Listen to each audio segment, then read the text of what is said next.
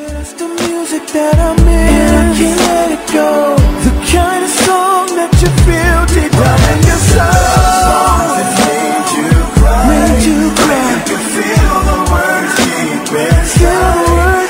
All they do is bump and grind. That's all they do. Take this time. This is Matt Fife, R&B Guru of RnBHaven.com. With me today is J.Poww of the group U.N.V.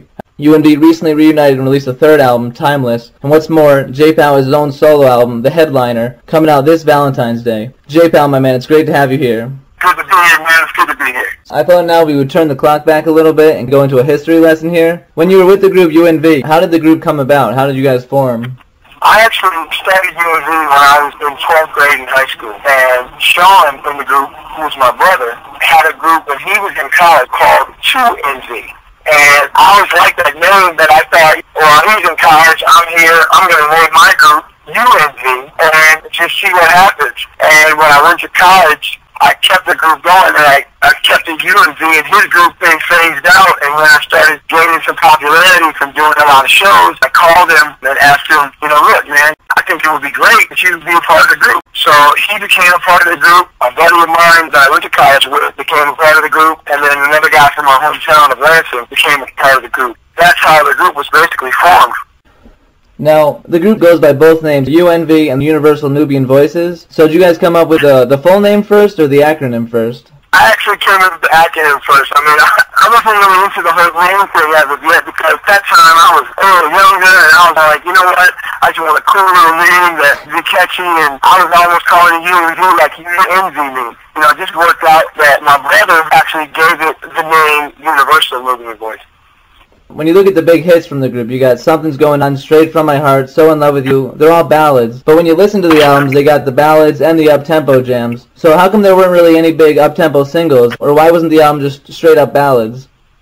If you listen to both albums, all that up-tempo stuff I rapped on. And a lot of times with Maverick, they went with the formula that if it's not broke, don't fix it. Now granted, we are balladeers. That's what we do. We were a group that had 4 members that all sang lead. So they wanted to capitalize on the success of Something's Going On. I didn't necessarily agree with them wanting to release a ballad that are a ballad, and I wanted to actually go after producers who do even hotter up-tempo stuff, but that wasn't a priority for them. And being on a major, sometimes you don't necessarily always have the say that you'd like to be able to do what you do. That's why on the Headliner album, I'm able to mix and mesh and do the kind of things that I want to do and give my audience a taste of what we can do. I won't say they're up-tempos, I'd say they're more mid-tempos, because they don't do a lot of up-tempos anymore, but good mid-tempos, hot club joints. I got a joint on the Headliner album called Get It Poppin' that's featuring a guy that just got signed to Universal here, a young guy named D. Rick. It's banging. So, on the majors, you can't always have that say. So now that I have that say, I can do what I want to do, not be caught up. Even though you're on Maverick, it sounds like you did a lot of the writing for the album? Yeah, I did have 90% of the writing on the record. It was more so I did the writing and the group would be instrumental in the vocal arrangement. On the second album, I didn't write as much. I wrote probably 50% of the album because Maverick wanted us to get with some big name producers, and that's why we got the David Fosters and the Brian McKnights and the R. Kellys. But like I said, if it's not broke, you don't fix it. And we fought that because we wanted to do our own album still. That's one of the reasons we ended up leaving Maverick, because creatively, you just couldn't see eye to eye. So with the first album, the group was very much involved in the whole creative process?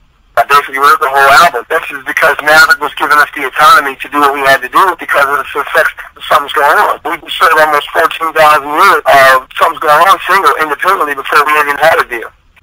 Now, one thing I saw on you guys' MySpace page is that you toured with Madonna in front of 100,000-sized crowds. What was it like being on such a major tour?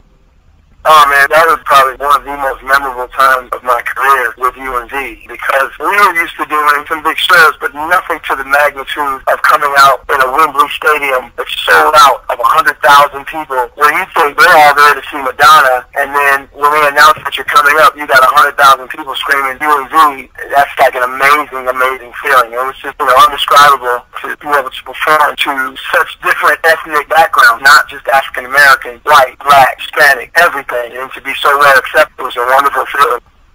How did you get involved with her label? Well, like I was telling you, we released the record independently first in Detroit. We had the number 3 most requested song on one of the biggest P1 stations here in the state of Michigan, WJLB. And we started getting labels coming to us. We had several different labels bidding for us. crazy man who was the president of Maverick heard about the record through an independent source that was here in Michigan, and he flew here out of the blue, and he came to our studio when we were recording, and I never forget this. It was this big black limo that pulls up, two big security guards get out, one comes to the door and says, is this the studio, U.N.V? It's a little house studio, you know, nothing fancy. So we go, yeah, and he goes, okay, we'll be right back. And the guy comes back, Freddie comes in, he looks like the Godfather. He says, I heard you guys are selling records here up the wazoo. You know, we're all excited, trying to figure out what the hell's going on. He's like, look, let me hear you sing. So we sang a song called For the Love of Money, OJ's original, but we sang it a cappella like we used to do at a lot of shows. When we finished, he was like, I love it, I want to sign you guys. 2 days later, we were in L.A. signing a contract, and we were officially Maverick recording artists. It was like something out of a movie or something. It was crazy. And then 6 months later, we had the #1 record in the country. Now, moving from the great times there to the more down times for at least the listeners, after the second album, you guys went quiet and there was no more releases. What really happened after that second album? Well, after the second album, we were very disappointed with how the record was handled as far as what singles were chosen, even the overall direction of the record. Had it been my choice, there would have been a few more up-tempo, mid-tempo things, and there would have been some other things that would have transpired as far as what would have been the first single. We left Maverick in '96 because of that. But we weren't dropped. There wasn't a sales thing. I mean, the second album still went gold, even with the limited promotion. But that was the time when Alanis Morissette had just got signed to Maverick, and she was selling 100,000 units a week. She was even that she did 21 million. We weren't a priority at Maverick. We knew that. So we knew that it was time to try and go get another label deal or do something else. It just so happens that I was very into the business part, and the group was more caught up in being artists. So when we left, I was the only one really pursuing heavily something else, while everybody else was kind of kicking back, waiting for me to set it in motion. Well, at the time, what clicked first was my independent label with a company which was distributed to Indie when Indie was Indie, the third largest distribution company in the country.